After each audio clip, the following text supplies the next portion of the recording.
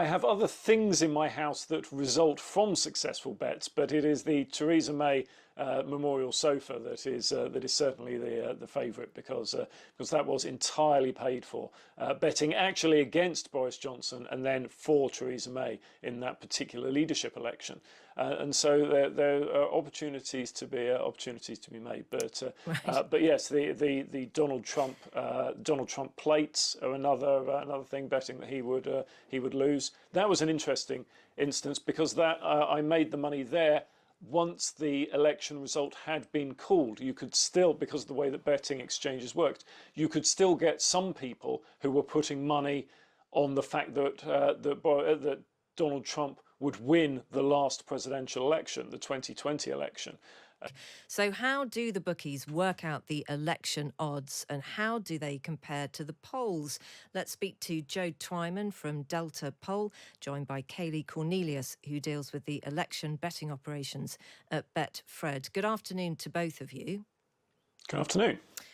Tell us the difference then, the basic difference between polls and odds, Joe. Polls are measures of public opinion using representative samples that are intended to represent the general public as a whole or specific groups within that, most notably the electorate. And so when we conduct polls, we go out and speak to as broad a range of people as possible. And betting odds are then essentially based, in a lot of cases, on that. Matthew Shaddock, who's arguably the country's leading expert in political betting, along with Kayla, will be the first to mention that betting odds are not a particularly good indication of polling. It tends to be the other way round. The polling leads the betting odds rather than the other way, and betting odds then represent a good or bad opportunity to make money. OK, so Kayla, when you hear that Times Radio's got an exclusive poll, the results of which are going to be released just after 5 o'clock, is there somebody who would be listening to that, who then uses that to directly change the odds being offered on an app or in a betting shop? Definitely, yes. As with all sports betting markets that we provide, our political betting markets are significantly influenced by Betfair exchanges, which is an industry-leading software platform that we use. But within these exchange prices also includes polling data integrated into them. So as a team, we do monitor polls and data to keep up to date with trends and data exchanges. However, the Betfair exchange prices always remains the leading factor in our decisions. Right. And so all of the data from a poll is going into that. You're able to put in how many people were asked, what the demographic was, exactly when they were asked. All of that type of stuff is underpinning your odds. Definitely, yeah. So we use the software to determine the prices. So we're looking at what prices the software are offering and using our own initiative and the prices that the software offer to come up with our own prices to offer to our customers. Okay, so I'm not a betting person, Kayla, and you'll be able to tell that during this interview. So if I'd put the bet on, the way that I'm going to make some money is by having already predicted something that then turns out to be more realistic through polling and then through the result. That's how I'm going to make money. In this election, isn't that unlikely? Can you repeat the question, please? Well, basically, the polls seem to be saying that there is an almost certain outcome. Nobody should ever say that a general election has a certain outcome, but the polls are all tending towards one outcome. So as a punter, I would only make money if I'd put a bet on Labour winning maybe a year ago or when the polling wasn't quite so certain. Definitely. As we know, Labour are leading into this next general election. You know, the odds on them winning are high based upon the polls as of right now. So there'd be no point in putting any money on that outcome anymore. Actually, the prospect, you know, not always is a bad thing having short favourites. You know, it can actually be quite advantageous for us as it attracts high stake punters who bet heavily on heavy odd favourites.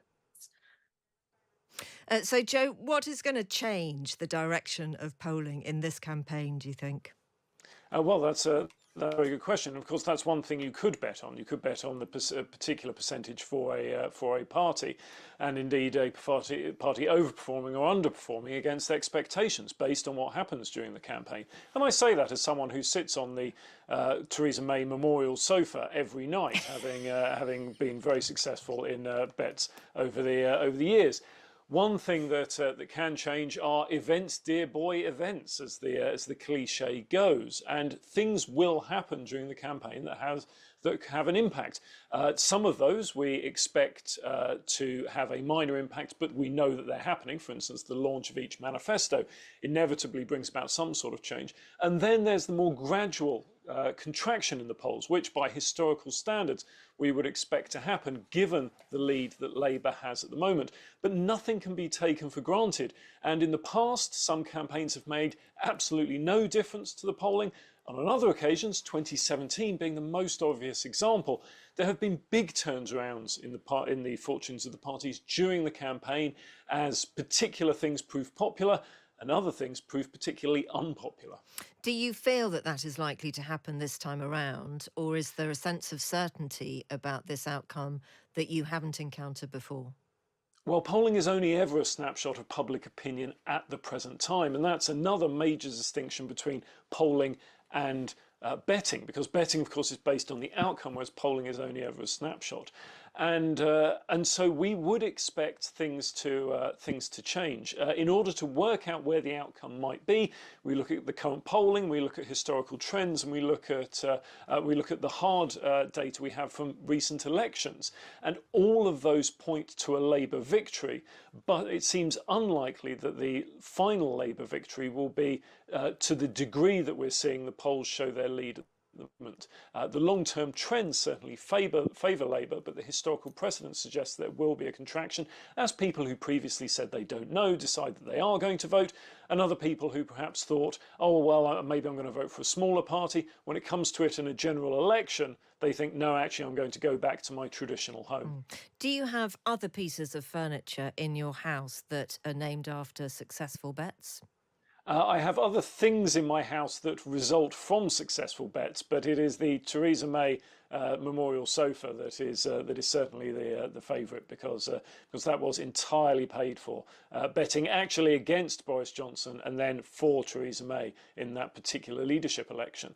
And so there are opportunities to be made, but yes, the Donald Trump plates are another thing, betting that he would lose. That was an interesting instance because I made the money there once the election result had been called. You could still, because of the way that betting exchanges worked, you could still get some people who were putting money on the fact that Donald Trump would win the last presidential election, the 2020 election. And so even once the election result had been called, you could still make money on that. Do they make everything taste better or worse? Well, as someone who's politically neutral, I don't think it would be right for me, particularly during a general election campaign, to make a judgment on how everything tastes orange. OK. Kayla, what are the stranger elements of the campaign that you might be able to place a bet on?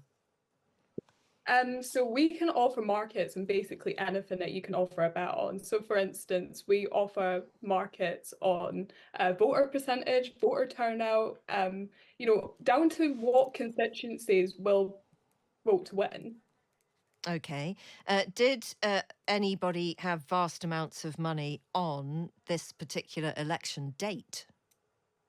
Yeah, so we've been analysing when the favourite date to actually host the election would be for the past year now, and May to June was originally the favourite time to host the election. However, odds for that started to dwindle as many people were thinking that we're going to be heading towards an autumn-winter time election. So it's funny to see how the odds have now been retracted and we are heading for this summer election.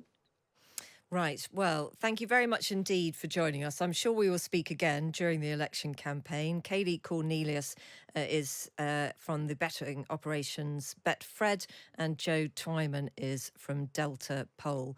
Obviously, don't get too carried away with the betting. Don't ruin yourself on the basis of this election. Right, we are going to talk to the satirist and political comedian Matt Ford in a couple of moments' time. We've got plenty to come on the programme after 4 o'clock as well, including an interview with Wes Streeting. Thank you for all of your questions so far. Anything that you would like me to put to him, it is 0333 003 2353 on the WhatsApp, or you can send us a little email, Jane and Fee at Times Radio. That's what you're